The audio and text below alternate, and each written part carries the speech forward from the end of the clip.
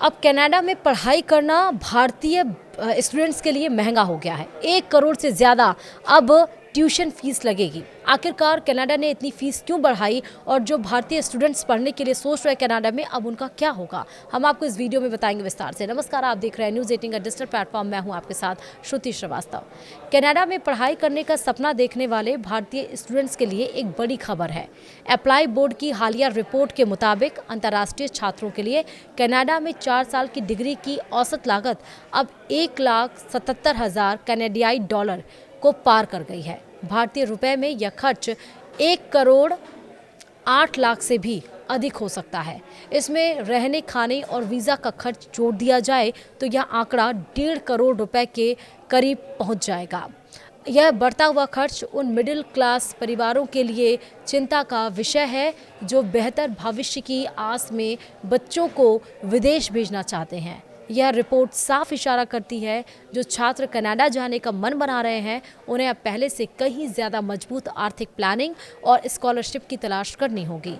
पिछले कुछ सालों में कनाडा के विश्वविद्यालयों ने सरकारी फंडिंग में कटौती की भरपाई करने के लिए इंटरनेशनल स्टूडेंट्स के लिए अपनी फीस काफ़ी बढ़ा दी है। कनाडा में आवास और रोज़मर्रा की चीज़ों का खर्च भी आसमान छू रहा है। जो छात्र पहले कनाडा में सस्ते में काम चला रहे थे, अब उन्हें रहने और खाने के लिए ज़्यादा पैसे खर्च करने पड़ रहे हैं। रिपोर्ट के अनुसार कनाडियाई डॉलर डॉलर 1,77,000 कनाडियाई जो डॉलर है का आंकड़ा कनाडा में लैंड करने से लेकर डिग्री पूरी करने तक का पूरा सफ़र कवर करता है।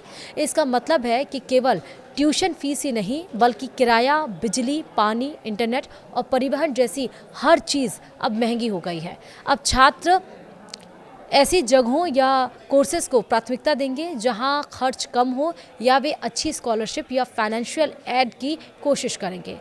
अप्लाई बोर्ड की हालिया रिपोर्ट में ये बताया गया है कि डॉलर 1,77,000 यानी कि कैनेडियन डॉलर की हम बात करें CAD की, लगभग जो भारतीय रुपए के हिसाब से 1,08 करोड़ का औसत खर्च सिर्फ कॉलेज की फीस नहीं है।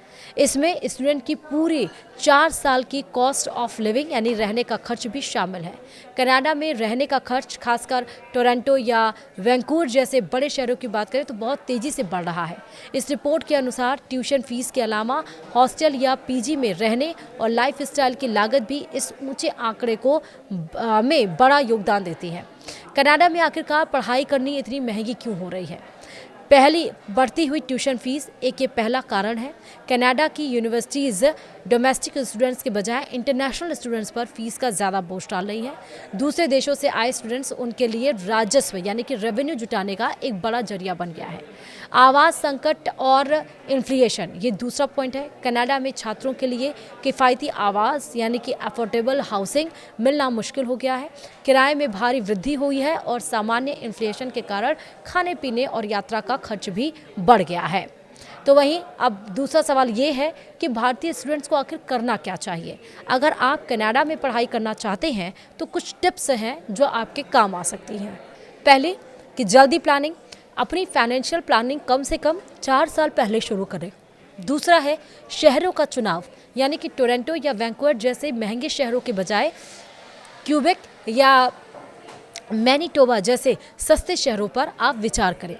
तीसरा पॉइंट है स्कॉलरशिप पर फोकस। बड़ी स्कॉलरशिप या ग्रेजुएट असिस्टेंटशिप के लिए जोरदार तैयारी करनी चाहिए। चौथा है पार्ट टाइम काम। कनाडा में पढ़ाई के साथ पार्ट टाइम काम के अवसर और नियम समझें और इससे कुछ खर्च आप कवर कर सकेंगे। तो आखिरकार आपको क्या करना है, क्यों ये पढ़ाई महंगी हो गई है, अब क्या स्टूडेंट्स कनाडा जाएंगे भारतीय स्टूडेंट्स, ये सब कुछ हमने आपको इस वीडियो में बताया विस्तार से। वीडियो में इतना ही। नमस्कार।